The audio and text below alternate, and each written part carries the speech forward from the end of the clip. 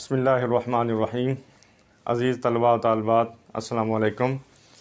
उम्मीद करता हूँ कि आप सब खैरियत से होंगे और इन छुट्टियों में अपनी पढ़ाई ज़ोर शोर से जारी रखे हुए होंगे।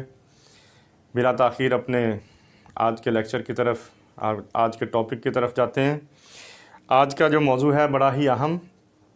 किसी भी तहरीर को समझने के लिए और उसको दुरुस्त अंदाज में बोलने के लिए हमें जो अलामात की ज़रूरत महसूस होती है वो रमूज़ औकाफ़ कहलाती हैं। रमूज़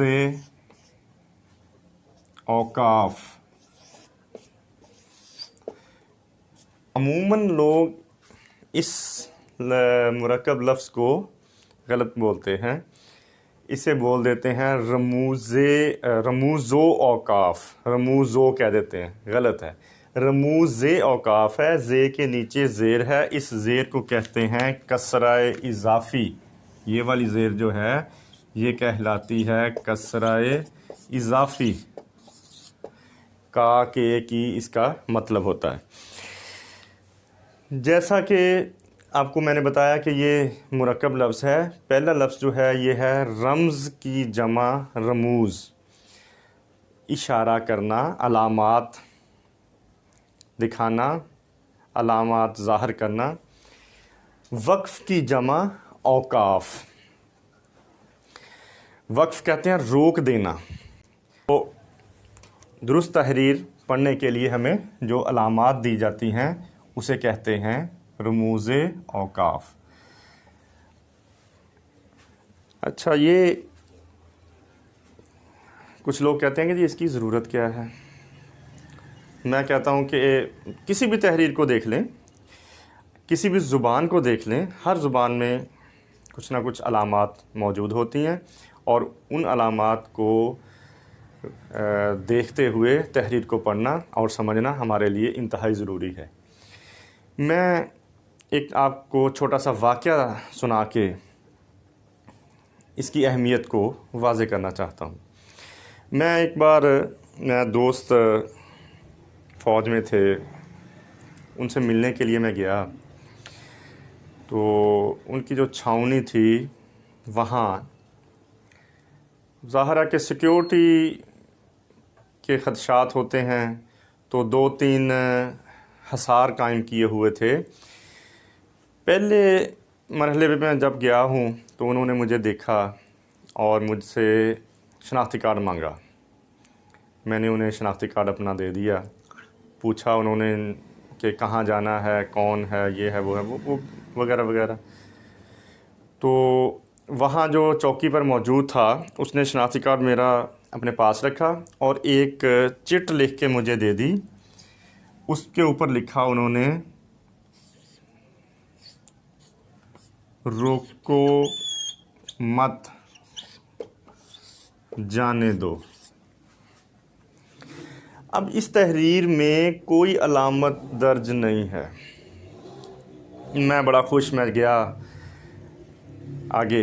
वहाँ आगे एक और चौकी, उस चौकी में जो सिपाही बैठे थे वो कहते थे कि आप कुछ चिट लेके आए हैं। मैंने कहा बिल्कुल। मैंने उनको चिट दिखाई जिसके ऊपर लिखा था रोको मत जाने दो। अब उस जो है वो सिपाही साहब ने इस तहरीर को इस तरह पढ़ा। वो कहते जी ऐसे तो नहीं लिखा, ये तो लिखा है रोको मत जाने दो।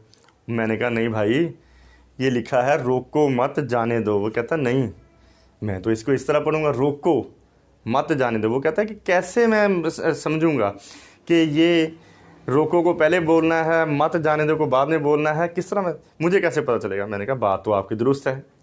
मैं फिर पीछे गया।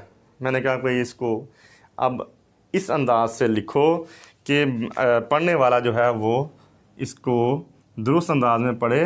तो उसे मैंने समझाया कि इसमें ये एक अलामत लिख दो। ये अलामत जो है ये सकता कहलाती है। अब पढ़ने वाला जो है वो पढ़ रहा था रोको मत जाने दो। अच्छा, अगर मुझे रोकना मकसूद था तो यहाँ अलामत होती रोको मत जाने दो। तो ये देखिए ना, तहरीर हमें अलामात की ज़रूरत महसूस करने पर मजबूर करती है। तो आजकल है ना, स्कूलों में भी लिखा होता है कि मार नहीं प्यार। अब मैंने जो पढ़ा है मार नहीं प्यार, इसका मतलब है कि मारना। अगर इसको इस तरह बोला जाए मार नहीं प्यार, तो फिर वो अलामात की ज़रूरत महसूस होगी। तो आगे बढ़ते हैं। जो अलामात हैं रमूज़ औकाफ़ की, वो इंशाअल्लाह मैं आपके सामने रखता हूँ। ये लेक्चर जो है वो थोड़ा सा लेंथी है, 2 हिस्सों पर मुश्तमिल होगा। आज जो है रमूज़ औकाफ़ हिस्सा अव्वल होगा, और इंशाअल्लाह दूसरा जो है वो हिस्सा 2 पे मुश्तमिल होगा। तो आज हिस्सा अव्वल में चंद जो रम्ज़ हैं, जो रमूज़ हैं, उनको हम देखते हैं। नंबर 1 पे है सक्ता। इस अलामत को मैं ये सुर्ख पॉइंटर से लिख देता हूँ। सक्ता, ऐसे की अलामत सक्ता। किसी भी तहरीर में चंद अस्मा को, चंद जुमलों को अलग करने के लिए जो अलामत इस्तेमाल की जाती है उसे हम कहते हैं सक्ता। हल्का सा रुकना है, सांस को तोड़े बगैर हमने हल्का सा रुकना है और फिर अगले लफ्ज़ पे चले जाना है। मैं एक मसलन फ़िक्रा बोलता हूँ, उस फ़िक्रे में मैं आपको बताने की कोशिश करता हूँ कि सक्ता कहाँ कहाँ इस्तेमाल होगा। मैं एक फ़िक्रा बोलता हूँ कि हम हर साल शुमाली इलाका जात, मरी, अयूबिया, नथिया गली सैर के लिए जाते हैं। तो अब ये जितने भी अस्मा मैंने गिनवाए हैं, इन अस्मा में हर इसम के बाद अलामत जो है वो सक्ते की आएगी। मसलन और मिसाल देता हूँ। आज मेरी क्लास में असलम, अमजद, हमाद, हमज़ा और अब्दुल्ला बैठे हैं। अब ये जितने भी मैंने नाम गिनवाए, हर नाम, हर इसम के बाद अलामत जो है वो इस्तेमाल होगी सक्ता की। इसके लिए एक शर्त भी है कि आखिरी जो इसम है उससे पहले और का इस्तेमाल ज़रूरी है। सांस को तोड़े बगैर हमने हल्का सा रुकना है और अगले लफ्ज़ पे, अगले इसम पे हमने चले जाना है। इसे कहते हैं सक्ता। इसके बाद है जी वक्फ़ा। अलामत तकरीबन वही, लेकिन इसके नीचे एक नुक्ता आएगा। सक्ते से ज़ायद इस अलामत में हमने ठहरना है, वक्फ़ा करना है, सक्ते से ज़्यादा। अब ये अलामत आएगी कहाँ, ये ज़रा समझने की ज़रूरत है कि एक बड़ा मौजू हमें दे दिया, मौजू कोई दे दिया, उस मौजू पे हमने अपने जहन से चंद फ़िक्रात जो हैं वो बनाने हैं। मौजू वही रहे, उस मौजू में चंद फ़िक्रात को अगर शामिल कर लिया जाए तो मौजू पे कोई फ़र्क ना पड़े, बल्कि तफसील ज़्यादा होगी। अगर मौजू में से उसके जो फ़िक्रात हमने बनाए हैं, लिखे हैं, उसमें से कोई फ़िक्रा उठा लिया जाए, ख़त्म कर दिया जाए, हज़फ कर लिया जाए, तो फिर भी उस जो पैरा है उस पर कोई फ़र्क ना पड़े। मसलन मैं आपके सामने एक मिसाल रखता हूँ कि देखें, दूध है, दूध के बारे में हम बात कर रहे हैं। दूध एक मुकम्मल ग़िज़ा है, एक फ़िक्रा बन गया। अलामत आएगी बाद में वक्फ़े की। दूध एक मुकम्मल ग़िज़ा है, इसका रंग सफ़ेद है, इसमें मुख्तलिफ़ विटामिन्स शामिल हैं। दूध से हमें तवानाई हासिल होती है। दूध पीने से मुख्तलिफ़ किस्म की बीमारियां ख़त्म होती हैं। हम दूध से दही, पनीर, मक्खन लस्सी वगैरह बनाते हैं। तो जितने भी मैंने फ़िक्रे बनाए हैं, हर फ़िक्रे के बाद अलामत आएगी वक्फ़ा की। फिर जाते हैं जी अगली हम राबता।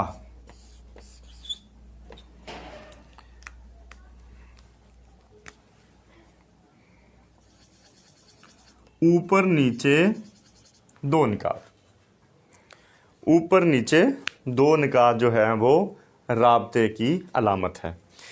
दो फ़िक्रात को आपस में मिलाने वाली अलामत राबता कहलाती है। दो फ़िक्रात को आपस में मिलाने वाली अलामत राबता कहलाती है।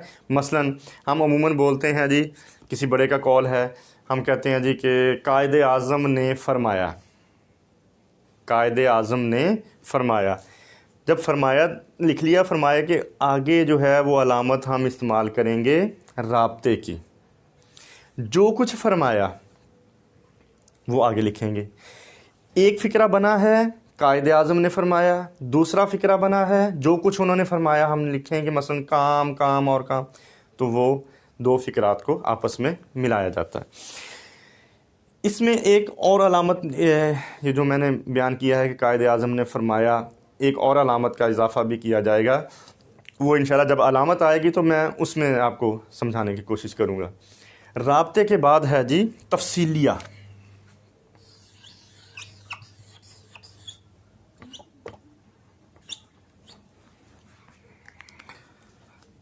अलामत इसकी जैसे राब्ता है, ऊपर नीचे दो निकात, उसके आगे ये वाली अलामत तफसीलिया।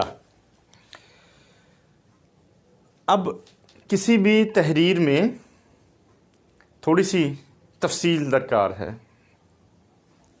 तो हमने अलामत जो है वो तफसीलिया की इस्तेमाल करनी है। मसलन कि गर्मियों के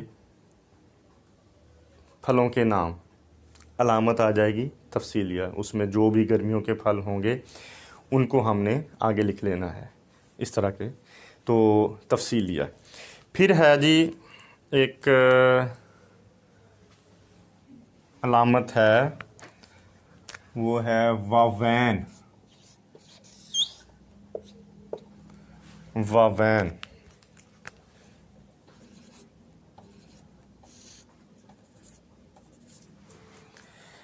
ये अलामत, ये देखें कि ऊपर दो वाव से और ये मैंने लाइन लगाई है, इसका मतलब ये है कि कुछ लिखा है हमने, अब वावैन को बंद कर दिया। वावैन, जैसा कि मैंने ये बताया था राब्ता की अलामत, मैंने कहा था कायदे आज़म ने फरमाया।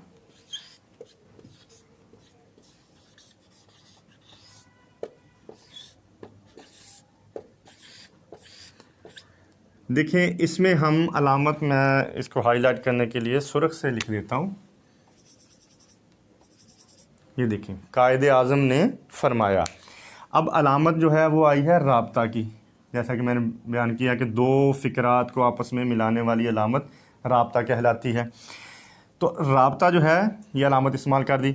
अब हमने अगर तो कायदे आज़म ने जो फरमाया है हू बहू लिख रहे हैं, हू बहू, किसी बड़े का कौल हू बहू लिख रहे हैं, हुजूर सल्लल्लाहु अलैहि वसल्लम की हदीस अरबी में या हुजूर सल्लल्लाहु अलैहि वसल्लम की हदीस का उर्दू तर्जमा हू बहू लिख रहे हैं, तो हमने अलामत इस्तेमाल करनी है वावैन की।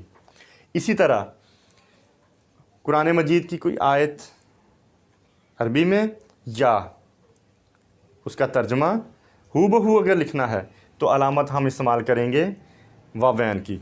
अब देखें कि वावैन की इस्तेमाल की है हमने अलामत इस तरह ऊपर, और मैं यहाँ लिखूँगा कायदे आज़म ने फरमाया काम, नीचे लिख देता हूँ काम और बस काम, और अलामत को वावैन को बंद कर दिया। कायदे आज़म ने फरमाया अलामत राब्ता की काम, काम और बस काम। तो ये अलामत वाव वैन की इस्तेमाल करेंगे, जैसा कि मैंने बयान कर दिया है। आज का जो ये थोड़ा सा लेंथी है, थोड़ा सा लंबा लेक्चर है, तो 2 हिस्सों में मैंने जैसा कि पहले बयान किया इसको हमने तकसीम किया है। तो अगले लेक्चर में इंशाल्लाह जो बाकी रमूज़ औक़ाफ़ हैं उसको हम डिस्कस करेंगे। वमा अलैना इल्ला अल बलाग।